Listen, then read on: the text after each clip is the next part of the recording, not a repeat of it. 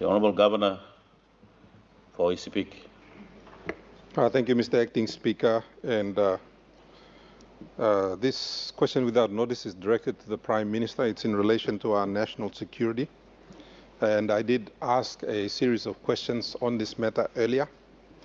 And this is in relation to the status of the inquiry report by the special appointment into the recruitment processes of the PNG DF. Mr.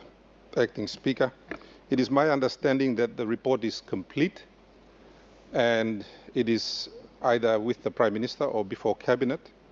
And I'd like to ask a series of questions in relation to that. Number one, when will the Parliament be expecting to receive that report so that members may peruse it and discuss the details within that? It is in relation to that same question. It is my understanding that the previous minister may be implicated in that report, and I'd like to ask the Prime Minister to explain the rationale behind appointing that same minister to a new ministry so that all of us may understand why that was done rather than leaving the minister aside until all questions are answered in that particular report that still needs to be tabled in Parliament. And the other question in relation to that is, my understanding is that there were a lot of very suitable candidates, young Papua New Guineans who had applied, and they are still waiting. And any future recruitments, particularly with these genuine applicants, may be dependent on the presentation of that report. So whatever the delays are, could I ask the Prime Minister to give an undertaking to expeditiously provide that report to the Parliament so that we may proceed with the recruitment of some of these fine young Papua New Guineans in the security of our country. Thank you, Mr. Acting Speaker. The Honourable Prime Minister. All right, thank you, Mr. Acting Speaker. Me ask Dr. Thank you, Governor Blong. ECP will ask him this question. Pass them through report long this Mari Barracks recruitment issue in our come yet long office lomi. But 2 weeks ago I did directed Chief Secretary to be in haste with this report. So he advised me they're finalizing the report as I speak. And at my level, I am not privy to the details of this investigation. It is not my business also to ask. I may be sabotaging the independence of the investigation that is running. So giving them full respect to be independent and to assess in totality what happened at Mari Barracks. Now, it surprises me to hear that the leader asking the question, Governor of ECP, said maybe the former defense minister is implicated. I don't know what manner of information he has to make this sort of assessment and assumption. Until the report is complete, and if I, as the chair of NEC and in the wisdom of NEC who have directed for the investigation, are not privy to such detail of the report, then it just shows a level of political interest in this that is taking place. I asked the leader asking the question, how did he know that the former minister had some interest in this or was part of this? These sort of references, inferences, innuendos, and trial by media and trial by politicians. It's okay to raise national concern, but allow the process to be complete.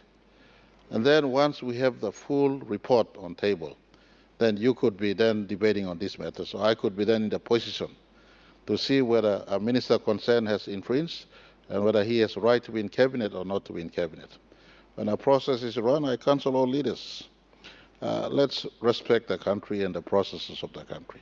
Allow the process to be completed. We have a point of order. Governor Isibik.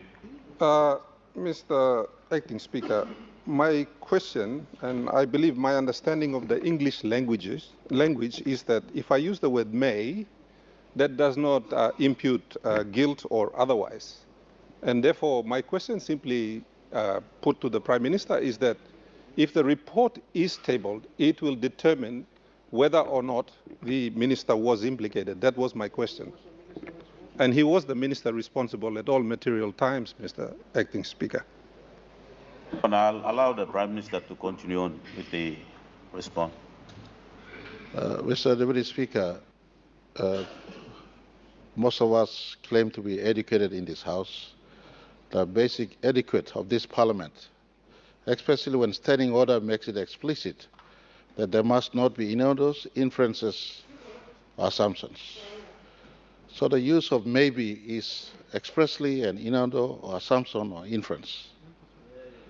Simple English. I'm not a born English speaker like some of you, but I know English also.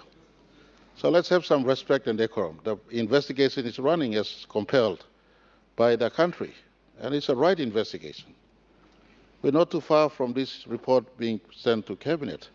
Let's have some decorum as national leaders in our conduct. You gain respect. You get respect from right around when you show respect to other leaders. Acting Speaker. We have a point of order. Opposition Leader, your point of order. Point of order. The opposition, Acting Speaker, respect the Constitution, respect the Honourable House, and respect timekeeping. This was done 2 months ago, Deputy Speaker, and we're still waiting for this investigation report. 2 months ago. We've been waiting for the FBO for 6 months, and now we're waiting 2 months for this report. Honourable Opposition Leader, I can't allow you to debate the question that has been asked. I think the Prime Minister is in the process of answering the question, so I'll allow Prime Minister to sum up your reply to the question. Prime Minister. All right. I just want to, and I appreciate the opposition leader's quest for expediency. I am equally frustrated he is, and that's why I said in my reply earlier, 2 weeks ago, I asked the Chief Secretary of our country, where is this report? And that is me doing my job. I don't go and run the work that is run by those who are supposed to be doing the job. And once this report is complete, the country will have the benefit of reading this report. Defense force of our country is bigger than James Marape or the Honorable former Minister of Defense and now Minister for Health. If there is a reference to misconduct or influence, then at that point in time when the report is made available, then appropriate actions will take place. Defense is too important. This government have now synergized. We've given opportunity for over 10,000 young Papua New Guinean women and men to be employed into the Australian Defence Force.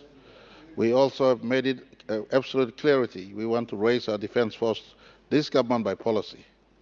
We want to have 5 battalions and a 7,000 strong, able Papua New Guineans in PNG Defence Force with similar work conditions paired with Australian Defence Force.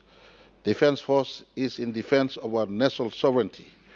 We have over 800 kilometers of land border, over 30 kilometers of river border, and to protect 5,000 kilometers square of EEZ in our country, the biggest or amongst the biggest in the Pacific. It's in our interest. So one small mistake or one small misdemeanor or a serious offense at Mari Barracks we're leaving no stones unturned. This is not the first time ever Mari Barracks has had this sort of incidents. And I appreciate the concern raised by opposition. They're there to do this sort of job and ask important questions. Mari Barracks have had continuous flaws in the recruitment process. If only Mari Barracks looks across to Konedobu, the Royal PNG Constabulary, the sister security force agency, now at 2026 has successfully recruited over 1,000 Papua New Guineans into the police force. We have another point of order, Prime Minister. Member for Abao. Thank you, Acting Speaker. Sorry, Prime Minister. There's no time left for other questions, so rather than drain it on, I just want to highlight the principle of the East civic governance question. Honourable investigation is stopped. Why do you appoint a minister? Investigation is stopped. What happens if he's implicated in this report coming? Then by Rausimem Kenya, that's the principle. Why didn't you wait? Honourable Member for Abao, I think the Prime Minister have made that answer clear already. And Prime Minister, like the member of Abao have stressed on the time, I would like you to sum up your question, reply, and we move on to the question time. Prime Minister. Mr. Deputy Speaker, Acting Speaker, with greatest respect, it's the principal questionnaire asked and qualified his statement by saying it's a matter of national importance. So in matters of national importance, I thought I'd take time to reply well. And the point of order made by Member for Abao is maybe correct, but if we look over, the leader sitting next to him is a learned lawyer. He will tell you the principle of innocence until proven guilty or made guilty on both sides. So on both sides. Both sides. So we have, and it's a principle that is consistently embedded. So everyone is innocent until proven guilty, and that process, that leader concerned has to have that benefit. Until such report is complete, we are not here to hide anyone. The report is complete, that warrants removed from cabinet. The same hand that appoints is the same hand available to decommission. Thank you, Mr. Speaker.